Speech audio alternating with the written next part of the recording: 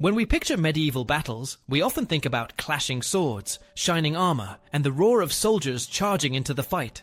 But what happened when the fighting stopped for the day? How did medieval soldiers actually sleep during war, when danger was always close, and comfort was almost impossible to find? In this video, we'll look behind the battlefield and into the camps, exploring the routines, the struggles, and the surprising ways soldiers of the Middle Ages tried to rest, even in the shadow of war. Number 1. The campfire routine. When soldiers in the Middle Ages finished a long march, rest didn't come right away.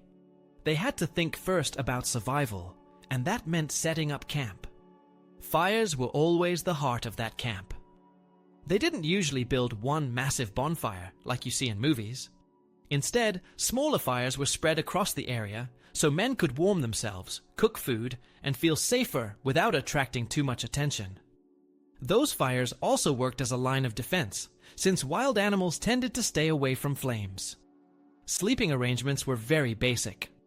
If straw was available, it was used as bedding because it kept the body from touching cold, damp soil. In forests, branches and leaves were collected to make something like a rough mattress. Cloaks and blankets doubled as covers, and when the weather was harsh, soldiers often shared them. Sleeping close together wasn't really about friendship. It was about staying alive by sharing body heat. Armor was always a problem at night. A full suit of armor was too heavy and uncomfortable to sleep in, but completely removing it left a soldier vulnerable. The solution was usually a compromise. Helmets and heavy chest pieces came off, but padded clothing or chainmail often stayed on. Weapons were never set aside. A sword might rest across the chest, or a spear be planted right beside the soldier's bedroll. Even boots were kept close, often used as a pillow, partly for comfort, but also to keep them safe from theft. The camp was rarely quiet. Horses shifted, fires crackled, men coughed, and guards walked their rounds. Sleep came in short bursts rather than long stretches. Soldiers knew they could be woken at any moment by an alarm. That's why guard duty was rotated carefully. Everyone took a turn staying awake to watch for raiders or sudden attacks. Food and drink played their part too. A hot stew, porridge, or even bread dipped in broth made it easier to rest. A little ale or wine could help dull aches, but commanders didn't want their men drunk. Too much drink meant slow reactions if the enemy attacked at night. In cold weather, soldiers sometimes heated stones in the fire, wrapped them in cloth, and tucked them under their cloaks to keep warm. The campfire routine was also about habit. Saying a prayer, laying out weapons in a certain way, or sleeping with boots under the head gave a sense of order. In a world where death could arrive at any moment, these small steps made it possible to close their eyes at all.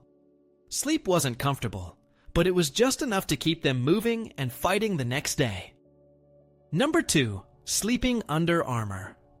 Soldiers didn't curl up in full plate like statues. They aimed for a middle ground that balanced safety with basic rest. After a long day, the first things off were the helmet and gauntlets because they trapped heat and cut circulation. And the last things to stay on were the padded gambeson, and often a mail shirt that still guarded the torso if trouble came. Knights with squires could strip faster and sleep a bit lighter.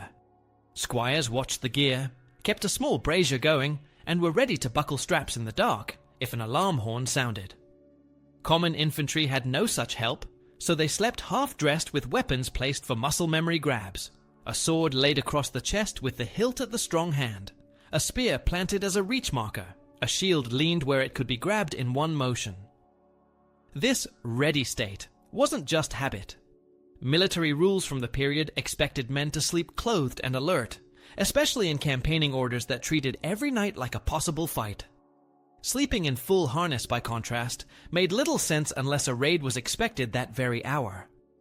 Plate pressed on the ribs and collarbones, pinched nerves at the elbows and knees, and rubbed raw spots anywhere the padding slipped. A man who tried it woke sore, slow, and clumsy. Veterans knew the better choice was staged readiness. Untie only what you can retie in seconds, loosen only what you can tighten while you stand, and keep buckles aligned so you aren't hunting holes by firelight. Climate shaped the choices too.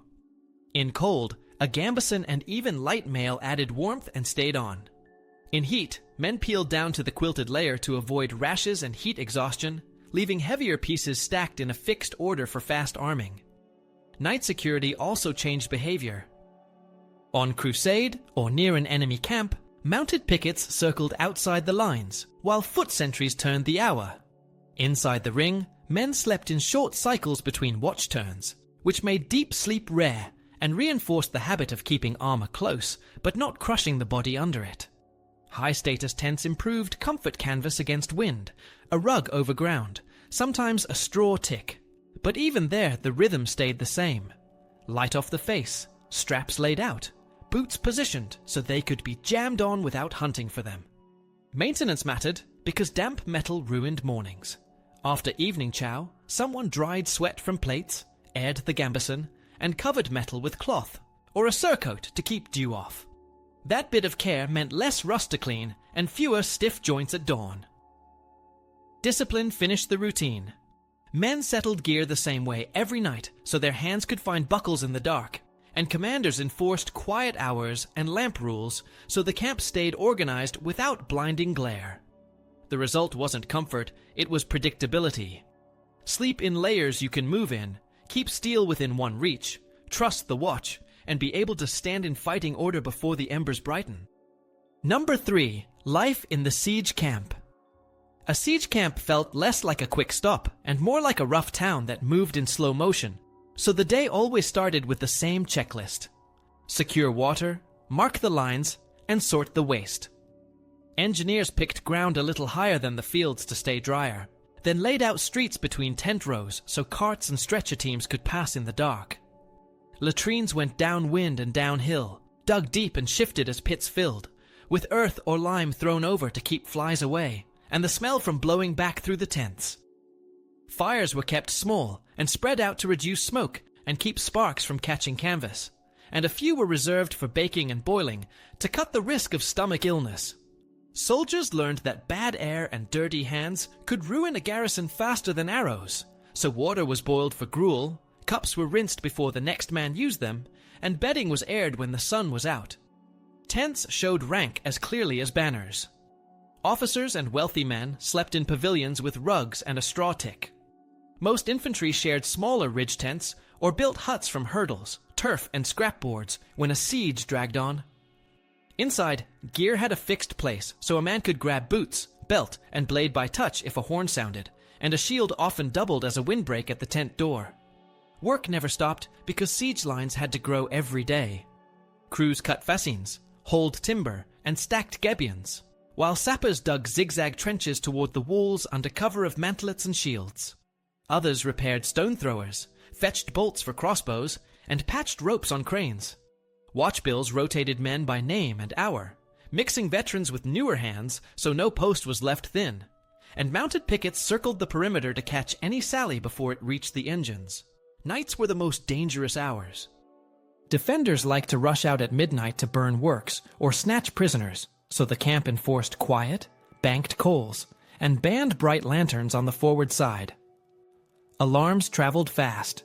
A rattle at the barriers, a trumpet at the command tent, then the steady beat of a drum to call men to the lines. Food and fuel set the mood of the entire camp. Bread, ale, salted meat, peas, and porridge were the backbone, with fresh beef or fish when foragers or riverboats were lucky. Hay and oats for horses were guarded like coin, because without horses there was no scouting, no hauling, and no quick pursuit if the gates suddenly opened. Foraging parties moved with discipline to stop looting from turning locals into enemies and to keep order inside the lines, a point hammered home by written ordinances that also set curfews, assigned guards, and punished brawling. Markets sometimes formed on the edges, where sutlers, smiths, and cobblers sold food, nails, and new souls, and where wages were counted out to keep men from drifting. Even with rules, sickness hovered. Lice and fleas lived in seams, damp straw soured quickly, and rain turned lanes into trenches, so the smart routine was simple. Keep bedding dry, swap out straw often, change to a clean shirt when you can, dry the gambeson before sleep, and rub down mail to stop rust and skin sores.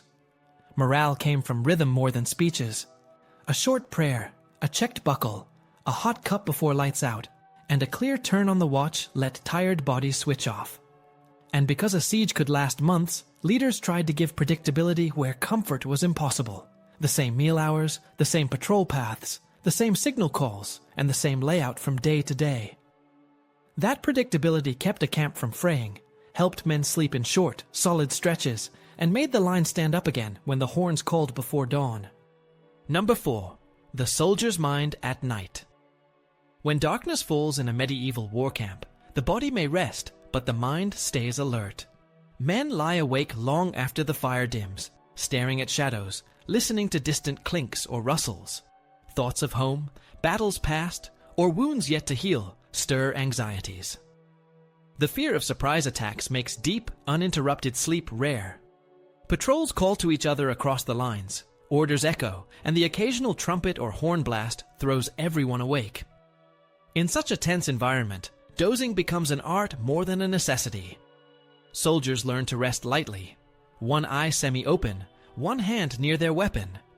This half-sleep keeps them ready to bolt upright if an alarm sounds. Nightmares haunted many men. Chroniclers wrote of visions of falling, drowning, being dragged from camp, or seeing dead comrades walking. Some believed those dreams were messages from saints or curses from enemy superstition mixed with trauma. Others said these were the mind's way of sorting horrors witnessed in daylight. In battles, men saw death close, and at night the brain replayed wounds, screams, and the smell of blood.